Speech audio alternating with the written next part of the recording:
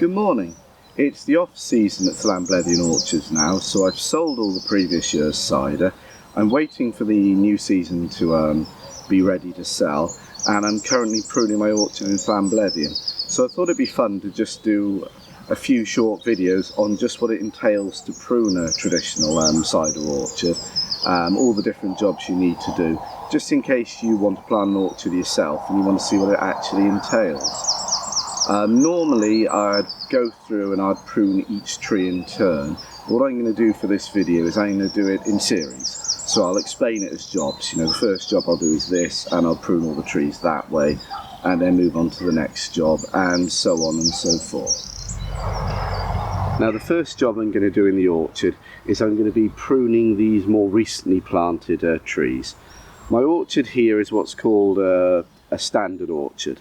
So my trees are large and they're widely spaced, and there's 2 meters of clear trunk before the first branch. This is so I can get the harvest equipment in, the tractor and everything easily, and in other traditional orchards it would be so there's a space for the animals to graze under the trees. So obviously these trees here have branches a lot lower down, so I'm encouraging them to slowly grow over time. So the first branch will be at 2 meters height, and you know, the tree will be above that then. The way I do this is quite a traditional pruning technique. I split the tree vertically into thirds, and the bottom third of the trunk in a year I'll remove all the branches. The middle third I'll cut the branches back to say 6 or 8 buds there, so more than halving the length of the branches, and the top third I'll be leaving alone. And if you do this each year, you'll find after say 4 or 5 years you'll have driven up a nice trunk before the first branch. The really big rule of thumb I do though is I never remove more than 1/3 of the wood in a year. If you prune out too much in one go, the tree will sprout an awful lot more, and it will throw up a lot of vertical branches we call water shoots, and it can rapidly make a mess of what you're trying to do with the tree if you're not careful.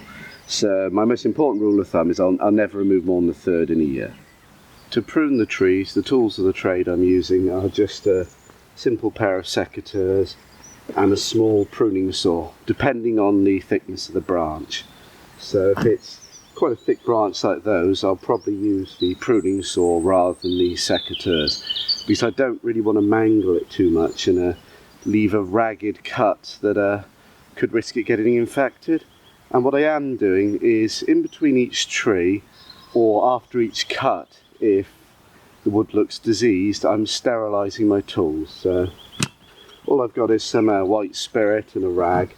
I'm getting the rag a bit wet with the white spirit and just wiping over the blades. I suspect this is common knowledge, but when you're cutting the branch off, you want to do it just next to this kind of shoulder here. If, say, I cut it right close to the bark there, you'd have a very ragged area that wouldn't heal very well. Whereas if I, say, make the cut just here, you'll find that'll rapidly heal over and seal the wound. So when you are cutting, don't cut too close to the trunk, and equally don't cut too far out, say, because if it's too far out, the tree won't really be able to easily heal round it, and you'll end up with a bit of dead wood there that could risk it becoming infected. So when you are making the cuts, do try and cut them in the right place to give the tree as much chance as possible to heal quickly.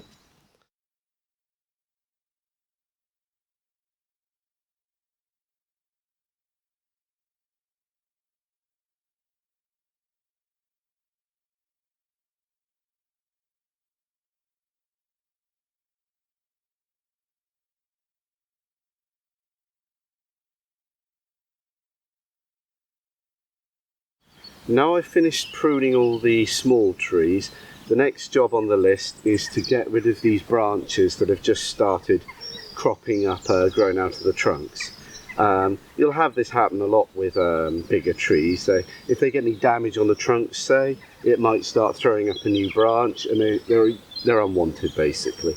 With a lot of these bigger trees as well, they're triple grafted. So one variety is the roots of the tree, then there's another variety called the stem bill, that's the trunk, and the variety that fruits that we want is at the top. So this branch here is from the stem builder, and it's not a variety we actually want. So what we'll have to do is go through the orchard, check every tree, and just cut these out.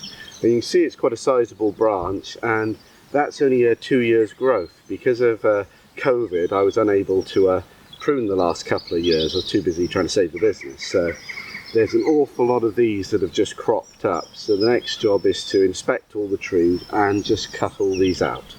Now you can see here an extreme example of what would happen if you just left these branches to grow up into the canopy. This is intentional. The stem builder here is a variety called Bulmer's Norman, and I actually want it to take over the tree. But as you can see, it's a vigorous variety. It's growing right up through the canopy, and eventually it'll take over most of the tree.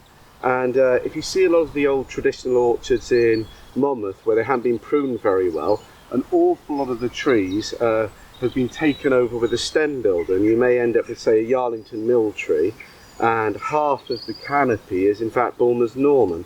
So it's something you need to be aware of and address when you're pruning your orchards. But this one here is intentional, and it's a good example. You can see what happens. As I said, the plan here is to just let it take over, so I end up with a Bulmer's Norman tree than the original variety.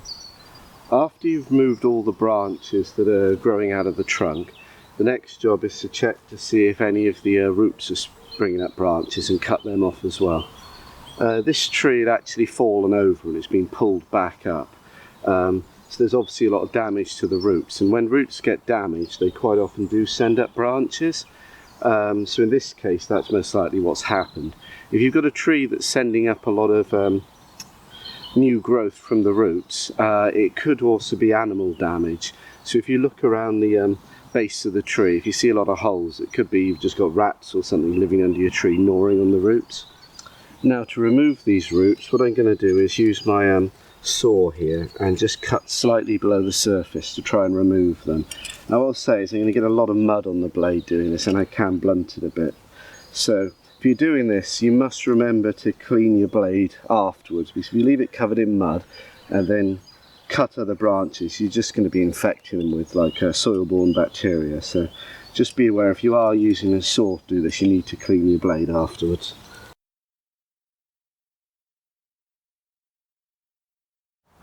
Now the next job in the orchard is raising the canopy on some of these older trees.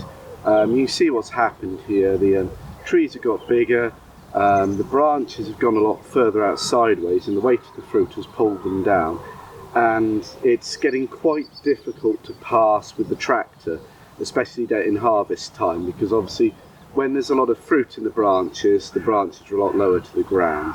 In fact, you can just see I've got some clips here of just trying to fly my drone down the lanes at head height, and you can see the branches are just starting to come across and get in the way. It's making it quite difficult to drive around. I haven't done this sooner because the risk is if you drive the canopies too high as young trees, you're risking making them top heavy, and they'll be more liable to blow over. So I've been waiting for them to get quite large before I start doing this job, but I'm not going to do it all in 1 year because I don't want to shock the tree and make it do a huge amount more new growth, but I'm just slowly each year going to start raising the canopy of these worst offending trees. The majority of them seem to be pear trees because they love spreading sideways and they grow into quite big trees. So I'm just clearing back these lower branches like this one here now,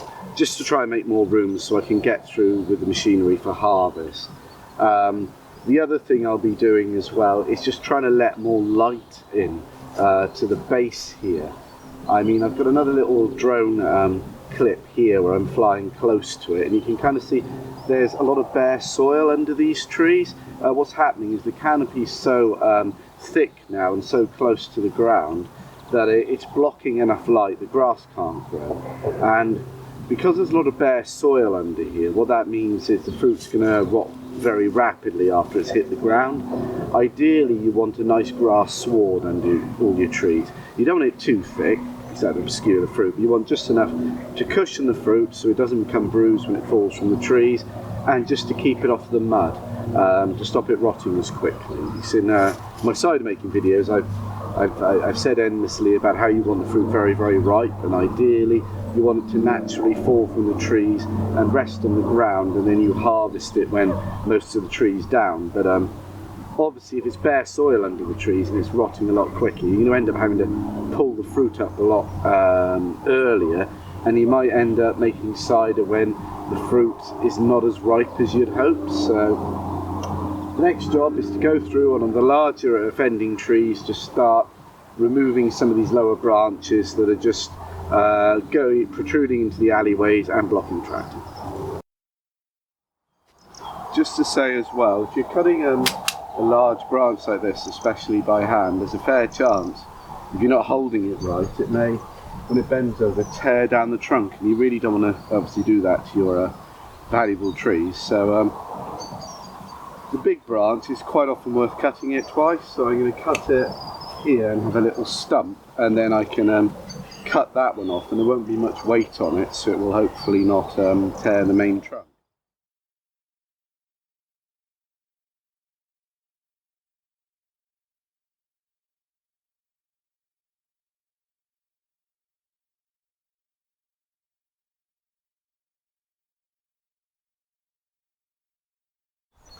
Now I've gone through and raised the canopy off all the apple trees that get in the way of the tractor, the next job that essentially follows on from it is I'm going to thin out some of the canopies. Essentially with apple trees you want to make sure light comes all the way down through the canopy and reaches the base, because if any of the branches are, say, too heavily intertwangled and matted with branches above and no real light gets to that branch, the fruit's not really going to ripen on there. So ideally you want to make sure that the canopy's thinned down enough that light gets all the way down to the bottom, and that will obviously also help with ensuring there's a nice grass sward on the ground. There's not many trees that are really a problem down this orchard here. The orchard's still quite young, and they haven't really thickened out enough to start being a real issue, but there's one or two that do need a bit of thinning. This one behind me here is called Blue Sweet, which is an old early sweet variety, and it's very biennial. It has a nice Christmas tree shape. It sends out a lot of branches sideways, but it has sent out several branches sideways, just one on top of the other, and they're obviously just going to block the light to each other, so not enough light's really getting through the canopy.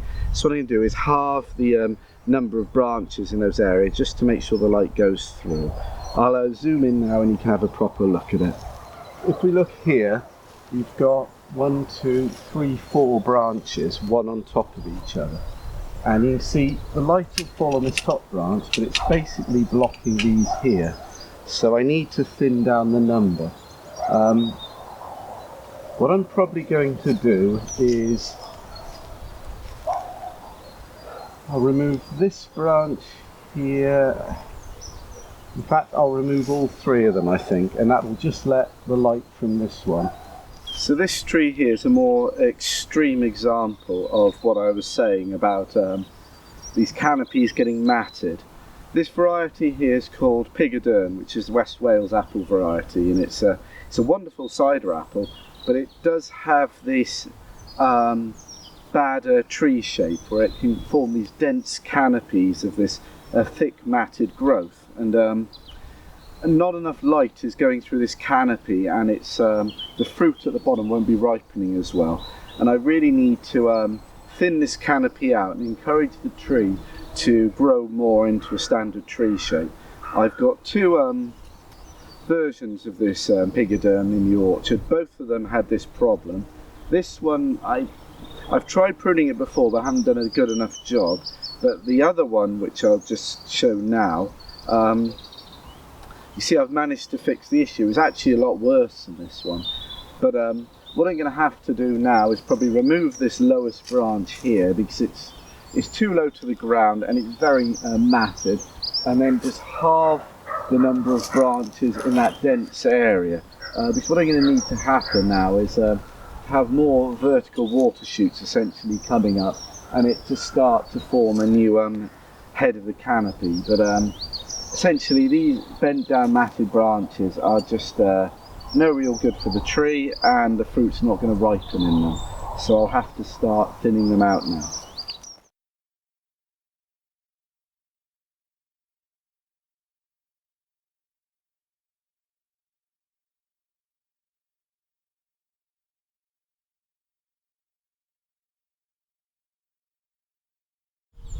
Now the next job on the list is going through and cutting out any snapped, broken branches in the canopy.